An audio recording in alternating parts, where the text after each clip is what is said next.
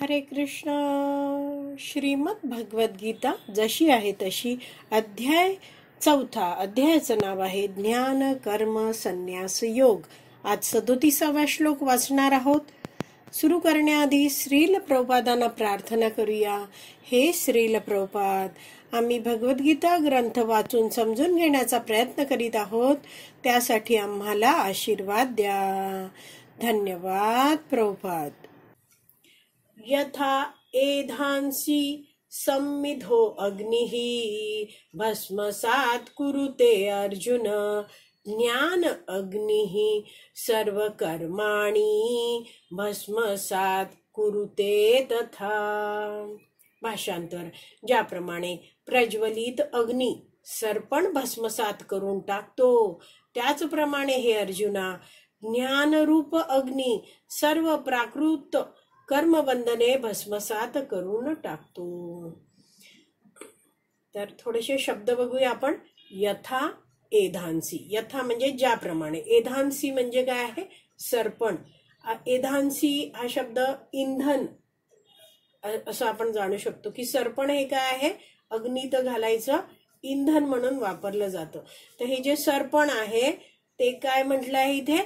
सम्मिद्धो अग्नी. म्हणजे कसं आहे? प्रदीप्त असं एकदम प्रज्वलित असा अग्नी आहे. त्यात सरपण घातलं तर काय होतंय म्हटलंय? भस्मसात कुरुते. तर तो अग्नी आहे ते सरपणाला भस्मसात करून टाकतो. हे अर्जुना. तर तसंच हे तुलना देऊन सांगितलंय, उदाहरण देऊन सांगितलंय. आणि दुसऱ्या ओळीत म्हटलंय ज्ञान अग्नी सर्व कर्माणी भस्मसात कुरुते तथा. तथा म्हणजे त्याचप्रमाणे जसा प्रज्वलित अग्नी सरपण भस्मसात करून टाकतो, तथा ज्ञान अग्नी म्हणजे ज्ञानरूप अग्नी जो आहे तो ही जी सर्व प्राकृत कर्मबंधन आहेत, प्राकृत म्हणजे भौतिक, या भौतिक जगतात आपण सगळे जीव आहोत. आपण जी काही मनुष्य कर्म करतो आहे तर कर्मफळ मिळतं, त्याला कर्मबंधन पण म्हटलं जातं. तर कर्मबंधन आहे तो ज्ञान अग्नी भस्मसात करून टाकतो. एकदा भाषांतर वाचूया. ज्याप्रमाणे प्रज्वलित अग्नी सरपण भस्मसात करून टाकतो, त्याचप्रमाणे हे अर्जुना, ज्ञानरूप अग्नी सर्व प्राकृत कर्मबंधने भस्मसात करून टाकतो. तर गीताभूषण टीका आहे श्रील बलदेव विद्याभूषण यांनी लिहिलेली. तर ते समजवतात की 36व्या श्लोकात भगवंतांनी सांगितलं की दिव्य ज्ञानामुळे, दिव्य ज्ञान काय आहे? आत्म्याचं ज्ञान आणि भगवंतांविषयीचं ज्ञान आहे. त्यामुळे सर्व पाप कर्म नष्ट होते. म्हटलंय ना की पापी जरी म्हटलं आहे तुला तरी काय, तो दिव्य ज्ञानरूपी नौकेत आरूढ होशील तर तू या दुःख रूपी महासागरातून पार करण्यास समर्थ होशील.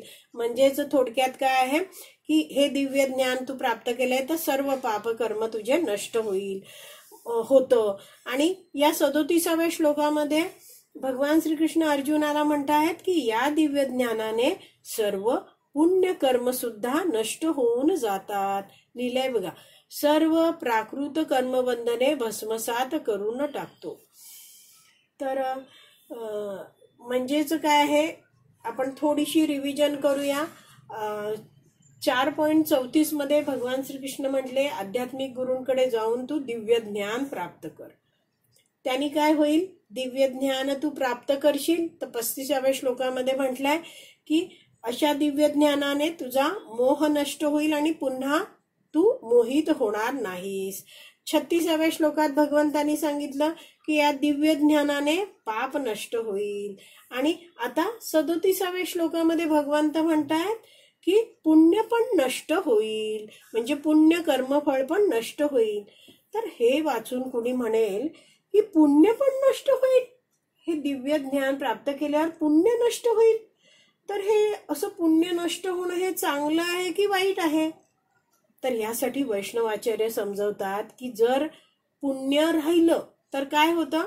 पुन्हा पुढच्या जन्मी सुंदर शरीर असं प्राप्त होईल. म्हणजेच काय आहे? जन्म मृत्यू जरा व्याधीच्या चक्रात आपल्याला पुन्हा एकदा अडकून पडायला लागेल, नवीन शरीर धारण करायला पुन्हा जन्म घ्यायला लागेल.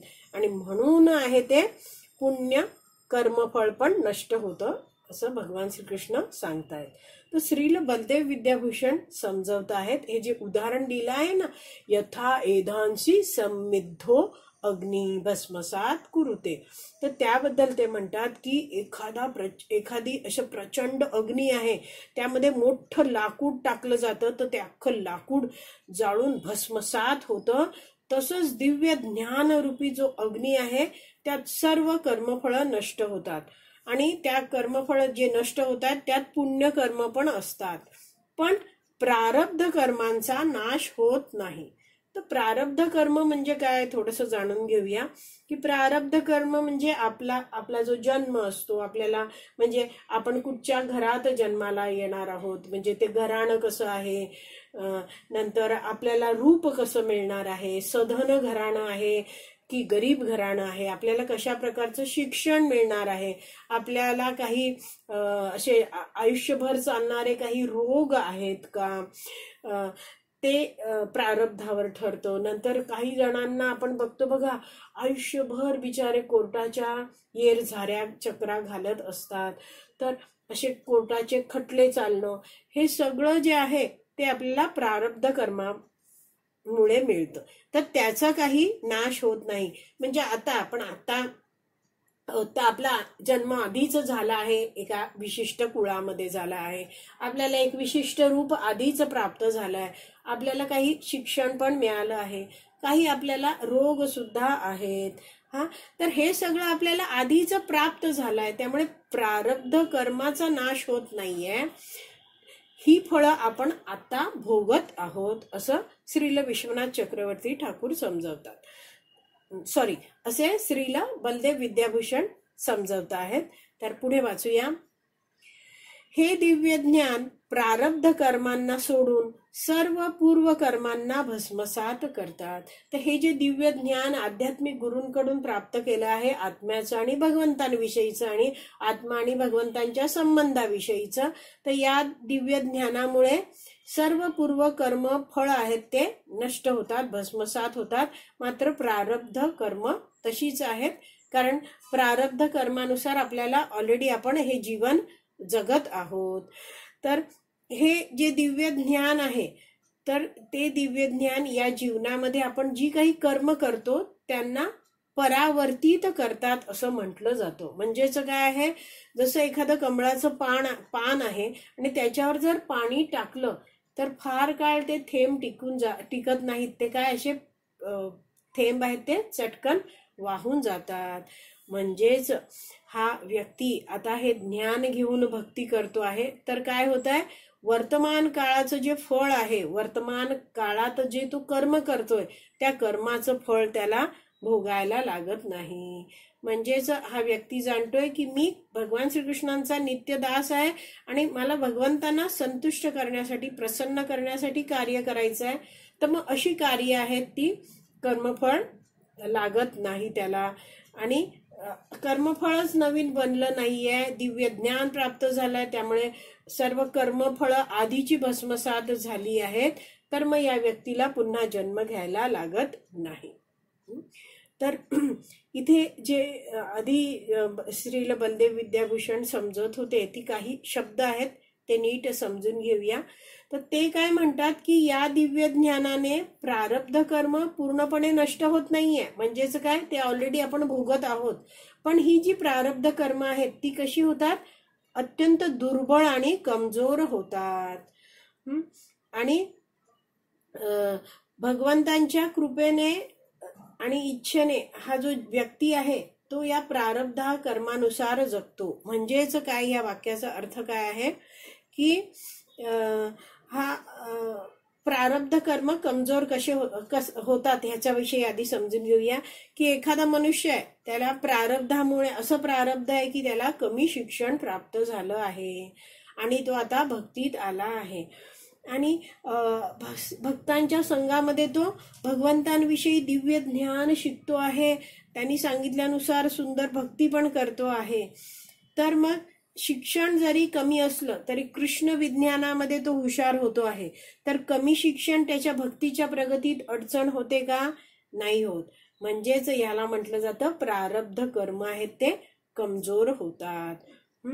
आणखीन एक श्रील बलदेव विद्याभूषण समजावतात की असा व्यक्ती आहे तो दिव्य ज्ञानामुळे भगवंतांची भक्ती करतो, आत्मास्तरावर जगतो आहे आणि इतरांना भक्तीचा प्रचार करतो आहे.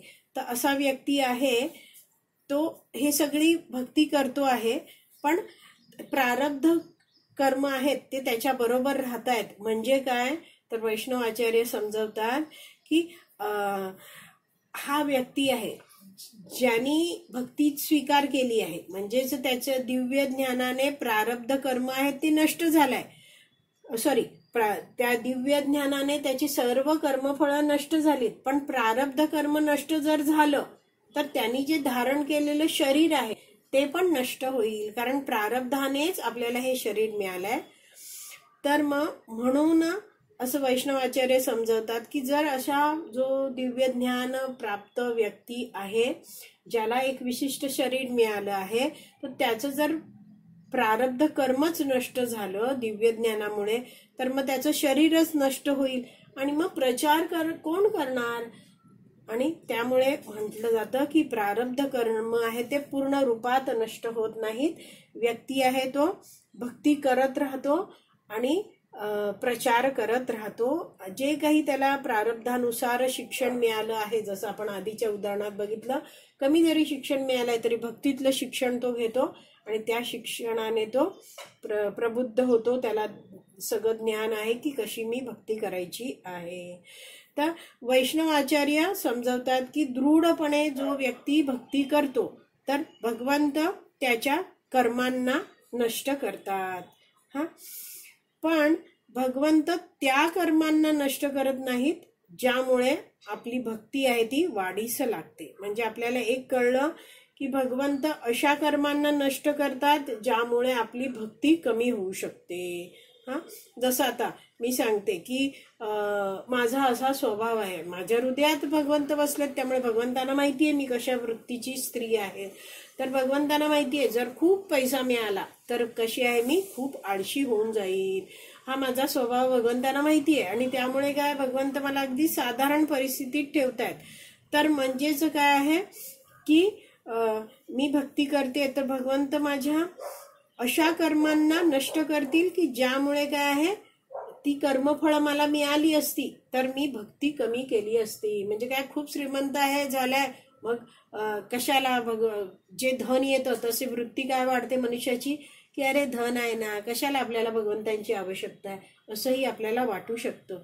तर जी कर्मफळं आपल्या भक्तीत अडसर आहेत ती कर्मफळं सगळी भगवंत नष्ट करतात. पण अशी कर्मफळं आहेत ती भगवंत नष्ट करत नाहीत ज्यामुळे आपली भक्ती वाढीस लागेल.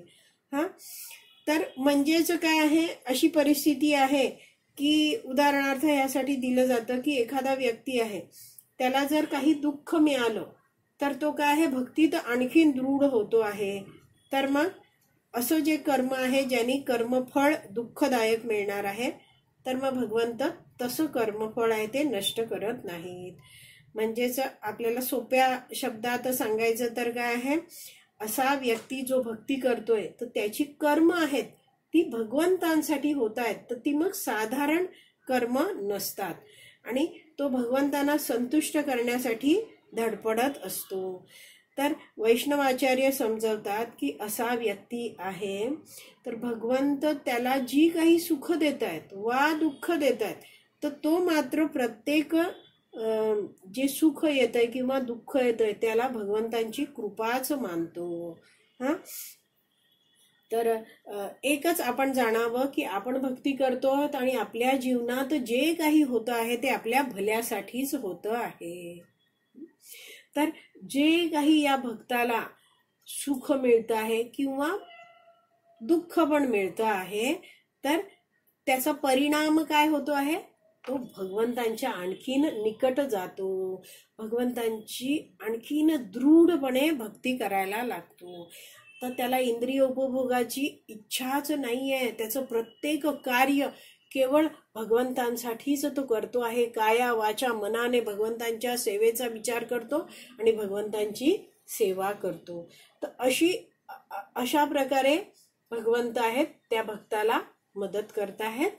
तर आपण एक जाणलं आहे या श्लोकावरून की ज्याप्रमाणे प्रज्वलित अग्नी सरपण भस्मसात करून टाकतो, त्याचप्रमाणे भगवंत म्हणतात ज्ञानरूप अग्नी सर्व प्राकृत कर्मबंधने भस्मसात करून टाकतो. तर तात्पर्य वाचूया आपण आता.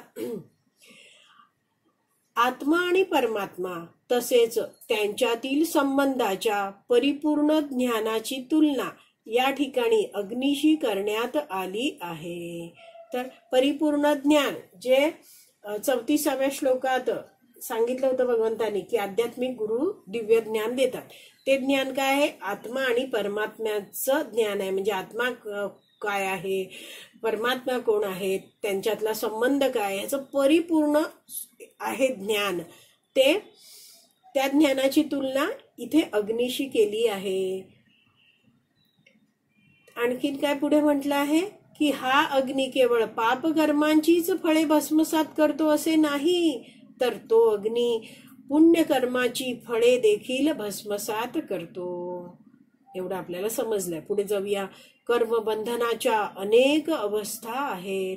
तर आपण जे काही कर्म करत असतो, एखादं कोणतंही कर्म करतो, तर त्याच्या वेगवेगळ्या अवस्था असतात. म्हणजेच काय, कर्मबंधन आपल्याला वेगवेगळ्या अवस्थेत लागत असतं. पहिलं दिलंय कर्म करताना होणारं बंधन. तर एखादा व्यक्ती आहे, तो एक काहीतरी कर्म करायला त्यांनी सुरुवात केली आहे. तर ते कर्म करताना त्याला आनंद होतो आहे, आणि त्यांनी ते कर्म करतो आहे. तर त्यावेळी त्याला काय इच्छा आणखीन उत्पन्न होते की मला असंच पुन्हा करायचं आहे. तर मग जे इंद्रिय तृप्तीसाठी तो कर्म करतो आहे, तर ते कर्म करताना होणारं बंधन म्हणजेच अशीच इंद्रिय तृप्ती मला पुन्हा करायची आहे अशी इच्छा निर्माण होणं. पुढे दिलं आहे वर्तमान स्थितीत फलप्राप्ती ज्यांची होते ते बंधन. म्हणजे वर्तमान स्थितीत म्हणजे काय, आपण जीवनाच्या वेगवेगळ्या टप्प्यामध्ये वेगवेगळी आपण कर्मफळं भोगत असतो. तसं आपल्याला रोगराई झाली आहेत गेल्या वर्षी, तर मला तो त्रास झाला होता, आता सगळं व्यवस्थित आहे. पुढे आता आणखीन हा त्रास होतो आहे. तर जे काही सुख दुःख जे काय प्राप्त होतंय कधी जीवनाच्या वेगवेगळ्या टप्प्यात, तर ते कर्मफळ आहे. पुढचं म्हटलं आहे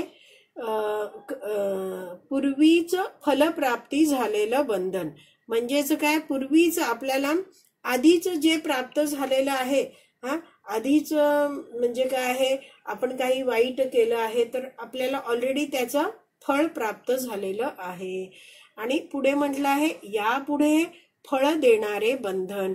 म्हणजे मी आता एखादं कार्य सुरू केलं आहे, त्याचं मला भविष्यात फळ मिळणार आहे, किंवा मी पुढे काही सुरू करणार आहे कार्य, तर त्याचंही मला पुढे जाऊन कर्मफळ मिळणार आहे. तर अशी वेगवेगळे प्रकारची कर्मबंधनं असतात. कर्मबंधनाच्या अनेक अवस्था असतात. पुढे वाचते आहे परंतु जीवाला स्वरूप अवस्थेचे ज्ञान झाले म्हणजे ते ज्ञान सर्व बंधनांना भस्मसात करते. तर स्वरूप अवस्था जीवेर स्वरूप होय कृष्णेर नित्य दास, हे जाणलं आहे. भगवंत माझे स्वामी आहेत हे जाणून तो भक्ती करतो आहे. तर हे दिव्य ज्ञान स्वरूप अवस्थेचं ज्ञान झालं आहे. तर मग या ज्ञानाने तो भक्ती करतो आहे, आणि त्यामुळे या ज्ञानाने सर्व बंधनं आहेत जी आधीच चर्चा केली, त्या सगळ्या बंधनं भस्मसात होतात ज्ञानाच्या अग्नीने.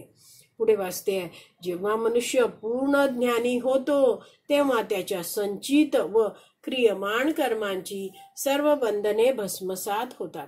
तर असा व्यक्ती आहे, त्यांनी भक्तीचं हे भगवंतांविषयी आत्म्याविषयी ज्ञान घेतले आणि भक्ती करायला सुरुवात केली आहे. तो पूर्ण ज्ञानी झालेला आहे. तर मग त्याचं काही संचित कर्मबंधन आहे. म्हणजेच काय आहे, त्यांनी काही चुका केल्या आहेत जीवनामध्ये पूर्वीच्या आयुष्यात, आणि त्याला आता काहीतरी भोगायला लागणार आहे त्यासाठीचं. किंवा दुसरं म्हटलंय की क्रियमाण कर्म म्हणजे आता वर्तमान काळात तो काही कर्म करतो आहे, तर त्या सगळ्या कर्मांची सर्व बंधनं भस्मसात होतात.